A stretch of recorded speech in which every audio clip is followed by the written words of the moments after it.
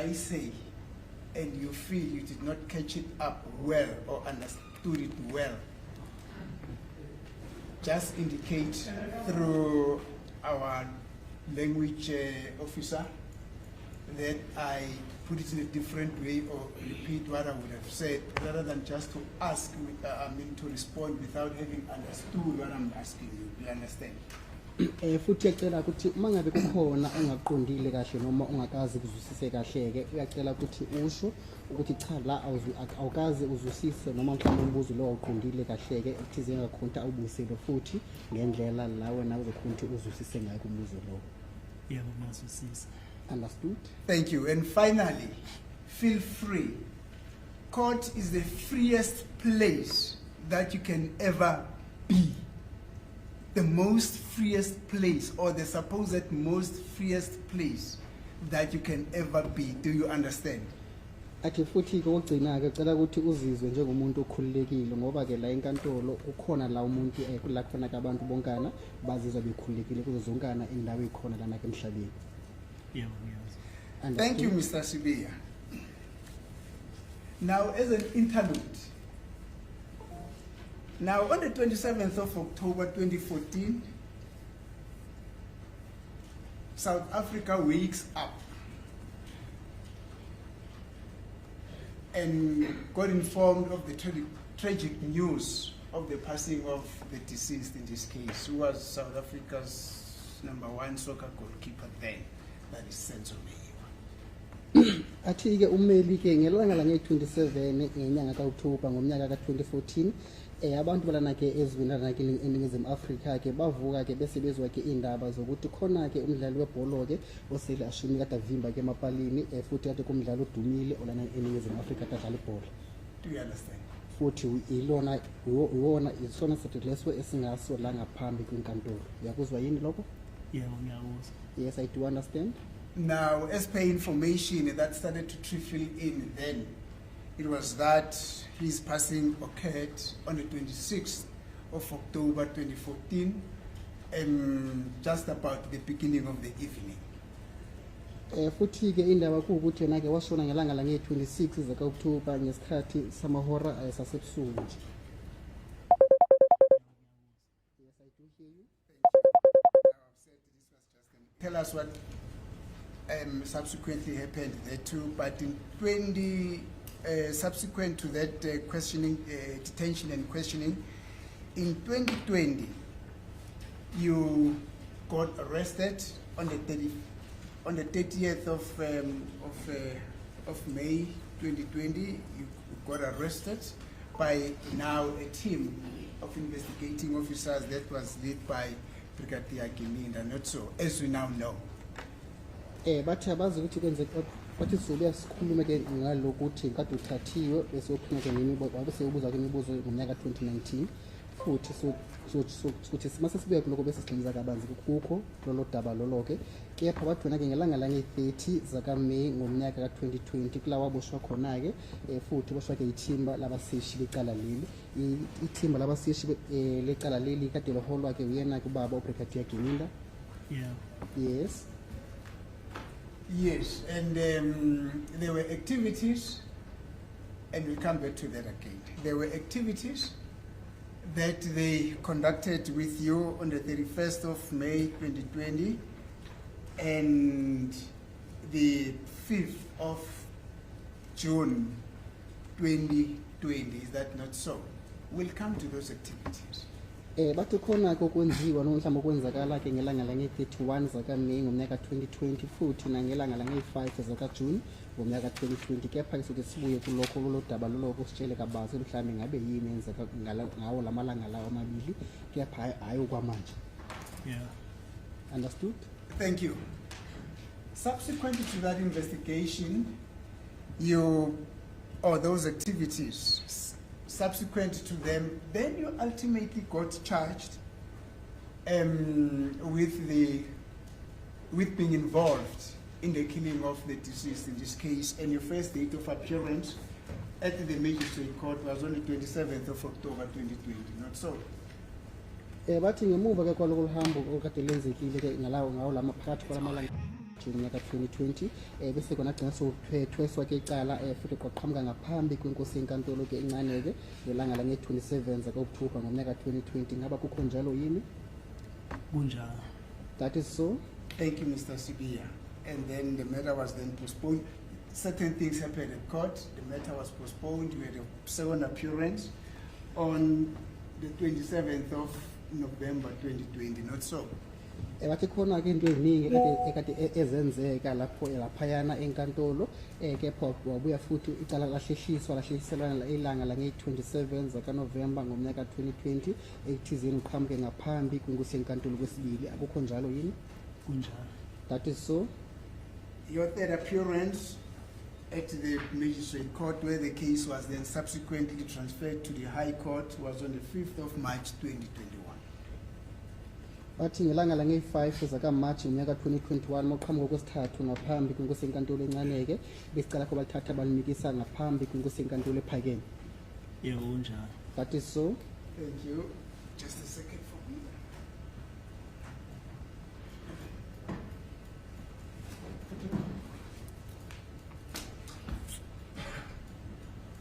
Now,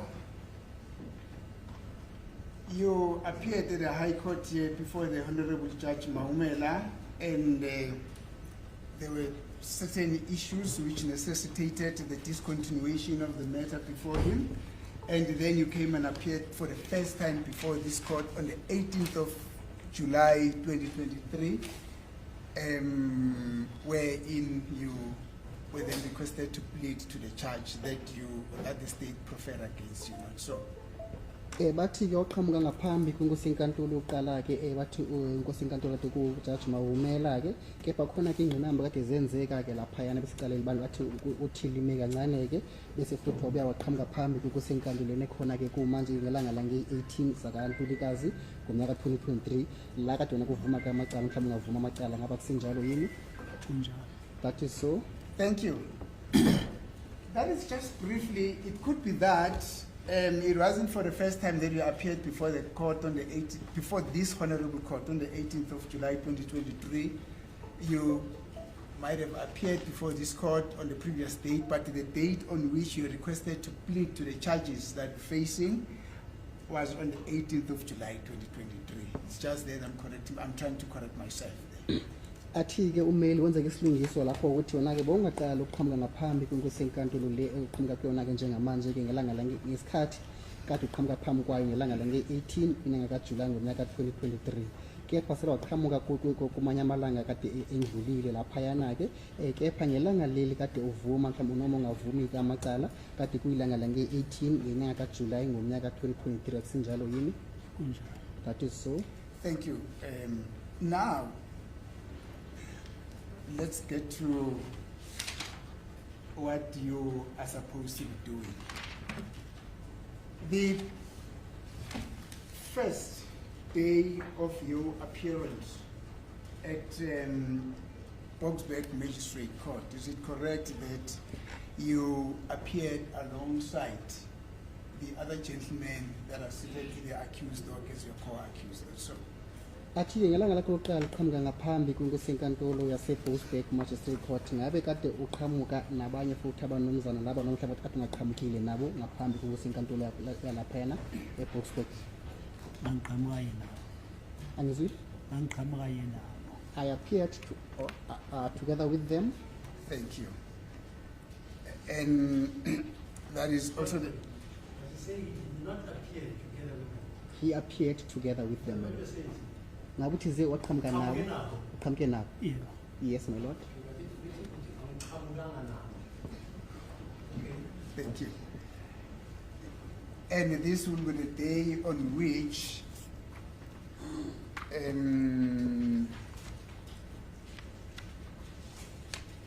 the provisional indictment was also read to you as well, not so? In other words, where the charges that you were arrested for were also read to you, not so? That is the 27th of October 2020. athi akusinjalo ukuthi ngelanga lange-27 ngenyanga ka-Okthobha ngomnyaka 2020 ngesikhathi lesi kade uqhamuka ngaso ngaphambi kwenkosi enkantolo yalaphana ke-Boksburg Magistrate Court kuwukuthi kade befunda-ke ikhasi leliyana elibhalwe amacala ade benithwesa lona, akusinjalo yini? Kunjalo. Banifundela amacala ade benithwesa wona laphaya? Thank you. That is so? It was brought to your attention that the matter was not being tried by then, but this was just to inform you of the charges that the state had leveled against you, so that then you could start to prepare your case about the allegations that you would have faced at the High Court as it happened on the 23rd of, on the 18th of July 2023. Athi ngesikhathi kade ngiqhamuka lapha ngaphambi kwenkosi enkantolo yaselapha e-Boksburg Magistrate Court bekuwukuthi beningayeli khona ukuthi ngikhulume icala lenu, kepha kade niya khona-ke ekuthizeni nizwe ukuthi yibaphi amacala ade benithwesa wona-ke bese-ke icala lenu kade lizokhulunywa lana ngaphambi kwenkosi enkantolo-ke ngelaqala ngelanga lange-18 ngenyanga kaJulayi ngonyaka 2023. Kunjalo. That is so? Thank you. Now, when you appeared at Boksburg Magistrate Court on the 27th of October 2020, which was the first day on which you appeared, you said you appeared alongside the gentlemen who are also seated at the accused dock there. That would be Mr. Ntanzi, Mr. Mnyube, Mr. Mapisa, and Mr. Ntuli, not so. Bathi ngelanga lange-27 zaka-Okthobha ngonyaka ka-2020 ngesikhathi lesi kade uqhamuka ngaso ngaphambi kwenkosi enkantolo yalaphana ke manje e-Boksburg Magistrate Court wena ukhumbule khona njalo ukuthi ze uqhamuke nabasola abakhona ngaphambi kwenkosi enkantolo kumnumzana uNtanzi, umnumzana uMncube, umnumzana uMaphisa futhi nomnumzana uNtuli, ngabe kade ngasinjalo yini? Kunjalo. That is so? Now, thank you. When you appeared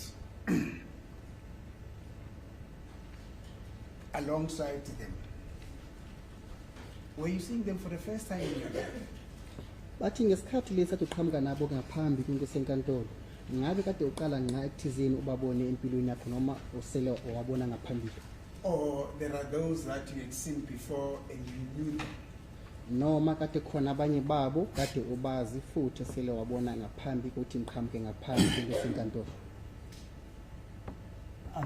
Abathathu ngiyabazi, uNtanzi ngiyamazi, uMaphisa ngiyamazi, uNtuli ngiyamazi. I do know 3 of them. I know Ntanzi, Mapisa, and Ntuli. The only person whom I met for the first time on that day, it was Mr. Mncube. Thank you. Now, can you briefly explain to this court, you said you knew Mr. Ntanzi, you knew Mr. Mapisa, and you knew Mr. Ntuli. How did you know them? Manje cela ukuthi usho-ke ngokugcwele ukuthi laba bathathu uthize uyabazi umnumzana uNtanzi, umnumzana uMaphisa futhi nomnumzana uNtuli, ngabe kade ubazi kanjani? uNtanzi isigodi sangakithi nesangakubo zisondelene mara hayi kakhulu, so abafana abangale siyabazi nabo bayasazi ngabo noma singajwayelanga. I know Ntanzi from back at home. Our villages, they are not far apart from each other, and we do know the boys from our village, they know the boys from his village, and the boys from his village, they also know the boys from our village. Thank you. uMaphisa wangasekhawoma la ngakubuka ma. uMaphisa wangakubuka ma. Mapisa, he's from my maternal side, where my mother was born. So mangiye ukubuka mama bengimbona uMaphisa. So whenever I would be visiting at my mother's side, I would see Mapisa. Thank you. uNtuli ngakubuka manga ilokhu mara umndeni wakho uhlukene. uNtuli umndeni wakhe uthe ukuqhela kunala ekhaya mama engizalwa khona. And then Ntuli, he's from my maternal side, however from a distance. Well, what is that supposed to mean? Ngabe kusho ukuthini? Are you saying that Ntuli, in one of the many ways, through our African ways of relationships, he was related to your mother, or he is related to your mother? ngabe ke ngesintu ke mawuchaza udaba lakaNtuli ngokugcwele usho ukuthi uyisihlobo sakuboma wakho noma uxhumana kanjani kunoma wakho la uma uzalwa khona through the African lineage. ngizalwa kwaNtuli mina. Oh, uNtuli kumama uthi anti, kodwa ngoba ngichaza ukuthi indawo zithe ukuqhelelana kuyenzeka ngingamboni isikhathi eside mangifike lapha kwaNtuli. mana my apologies counsel mawuthi uzalwa kwaNtuli usho ukuthi ngokwesithakazelo sakini noma Umama isibongo sakhe kwaNtuli. or my mother she's from the Ntuli surname bese uNtuli ke yena uNtuli mari umuzi wakubo uqhelelene nomuzi wasekhaya umama. okay and then Ntuli he is Ntuli however his home it is a further distance from my maternal side from my maternal house. thank you, sir. Now, you had agreed in our interlude earlier on that your first interaction with the police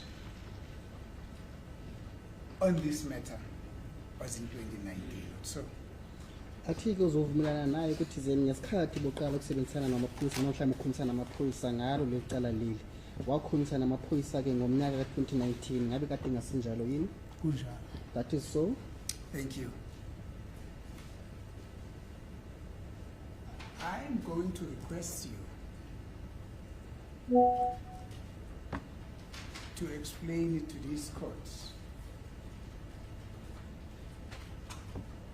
If it needs to be, you got to be graphic, but very meticulously, and take us through this interaction which you had with the police in 2019 about this matter. Athi-ke uzocela-ke ukuthi usitshele kabanzi futhi ngokujula ukuthi ngesikhathi lesi bohlanganela amaphoyisa noma-ke ukhulumisana namaphoyisa ngalo licala leli-ke ngomnyaka ka-2019 usitshele ngokujulile futhi ngokugcwele. Kepha-ke uma ngabe lokhu kuphoqeleka kuwena ekuthizeni-ke udwebile athi udwebe futhi ngendlela eyothi nathi sikhona ukuthi sibone kahle kwisikhanyiso sakho. Yebo. Yes. Thank you. 2019 noma usuku ngasalikhumbula ukuthi kwakungolesingane. During the year 2019, even though I can't recall the exact day, Sasihleli phambi kweshop eThembisa. we were seated in front of the shop in somewhere around Tembisa, in Tembisa, Sise eVusimuzi lowish lakhona. under the Vusimusi section or location. Kwavela imoto eyimpendulo eyikhumbi ile ivulwe sliding door sakwa left. A taxi approached, in Pendulo, kind of a taxi approached, and then the sliding door on the left side, it was wide open of the No. taxi. Now you say you were seated. With who were you seated? Manje uthi zebe nihlezi laphayana ngabe uthi uhlezi nakubani? Kwakusandile It was Sandile, uMondli Mondli, cishe sasi4-5 noma ngasakhumbula amagama lababanye. I think we were 4 or 5, even though I cannot recall the names of others. Yes. Mahleli kwavela ipendulo ivula sliding door iza ngakithi ngoba vele lapha khamba ama taxi aye Captain Park ahambela leside laseThembisa nje Mana nawe local. As we were seated there, then Impendulo taxi approached, and then by the time it approached, the sliding door of the Impendulo on the left side, it was wide open. And then on that route, usually it's being used by the taxis going to Captain Park and coming back from Captain Park. Yes. So my vela ivulwe sliding door sihlalele thina sinake lutho kwavela abantu ababegqoka private bajampela kithi bakhokha ibhanga. As we were seated there, we did not pay much attention on that said taxi. And then as soon as the taxi came close to us, and then kwaqhamuka abantu ngaphakathi kwetekisi. ngaphakathi kwetekisi. Then people who were inside the taxi, they approached us, and then they were wearing their civilian clothes. Eqeda ukuqhamuka kwenina kade ephethe ibhamu. Mabehla eTexini bejump babekhokha ibhamu. And then during the time they were getting out of the taxi, approaching us, they already had their firearms, and then they were, for lack of a better word, my lord, Breached them. they, what pardon? Cocker is to breach. Yes, Yes. they breached their firearms before they could approach us. Thank you, Council. Sathi masethuka sithi How siya many, just before we proceed, how many people are lighted? Ngaphambi kokuqhubeka lapho-ke ngabe bangaki ke abantu abehlanga phakathi kwetekisi? babeyi-2 kwakuwumfana nentombazana. It was two, a female and a male. Thank you. Masithi sizama ukubaleka lo mfana wangibamba mina. Mayithi ngiyabaleka wangibamba la ngemuva. Then when I tried to run away, and then the male, he then held me from the back. Bambi kuphi indawo? From the from the back, just underneath his neck. Yes. So wangiwisela phansi wangicindezela phansi wakhipha ama-handcuff He then, wafasa izandla ngemuva. he then placed me right on the ground. After doing so, he then cuffed me. He then took out handcuffs and then cuffed me from the back.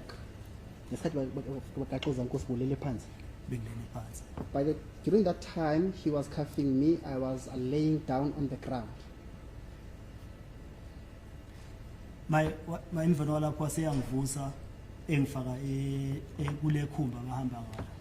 Then after that, he then pulled me from the ground. He then loaded me inside that kumbi in which they were traveling with. Ngaphakathi kwakukhona owayi-drive egqoke uniform yamaphoyisa. And then inside that kumbi, there was a police officer who was the driver, and the driver was wearing police clothes.